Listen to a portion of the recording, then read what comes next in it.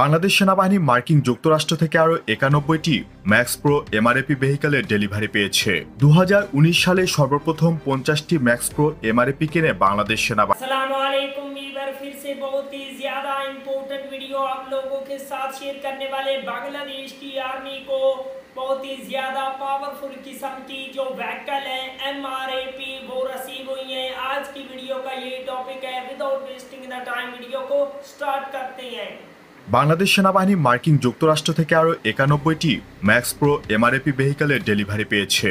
২০১৯ সালে সর্বপ্রথম ৫০টি ম্যাক্স প্রো এমআরএপি কিনে বাংলাদেশ সেনাবাহিনী। এরপর ২০২১ সালে ৩৯টি, ২০২২ সালে ৩৩টি এবং সর্বশেষ ১৯টি, মোট ৯১টি এমআরএপি কিনেছে সেনাবাহিনী। অর্থাৎ যুক্তরাষ্ট্র থেকে টোটাল ১৪১টি mine resistant ambush protected vehicle সেনাবাহিনীর বহরে যুক্ত হয়েছে। তথ্যসূত্র ডিফেন্স সিকিউরিটি কর্পোরেশন এজেন্সি এবং অ্যাক্সেস ডিফেন্স আর্টিকেলস।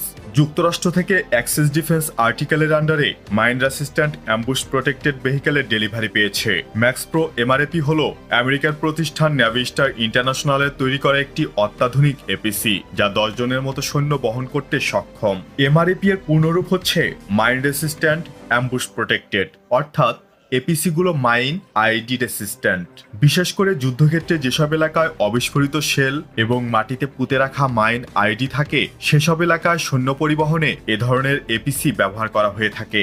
এই এমআরএপি অন্যান্য প্রচলিত এপিসির থেকে আলাদা, কারণ এর পেটের বা বডির নিচে থাকা ভিশেপ আর্মর।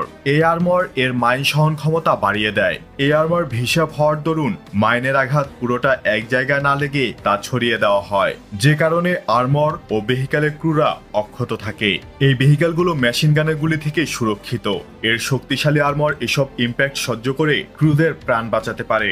এছাড়া এতে একটি ১২.৭ এর হেভি মেশিন গান, সেই সাথে স্মোক গ্রেনেড বহন করতে পারে। বাংলাদেশ সেনাবাহিনী এই এমআরএপি গুলো দেশের পার্বত্য অঞ্চলের পাশাপাশি জাতিসংঘ মিশনেও কিছু সংখ্যক মোতায়েন করবে। সেনাবাহিনী সম্প্রতি মোবাইল ইলেকট্রনিক ওয়ারফেয়ার সিস্টেম ক্রয় করেছে।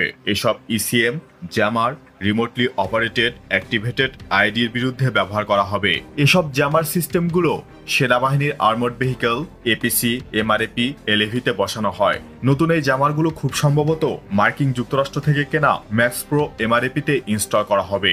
বাংলাদেশ সেনাবাহিনীর বিপুল পরিমাণ আর্মড ভেহিকেলের প্রয়োজন। আর্মড ভেহিকেলের মধ্যে এপিসি, এলএভি, এএফভি, আইএফভি, এমআরএপি এগুলো অন্তর্ভুক্ত।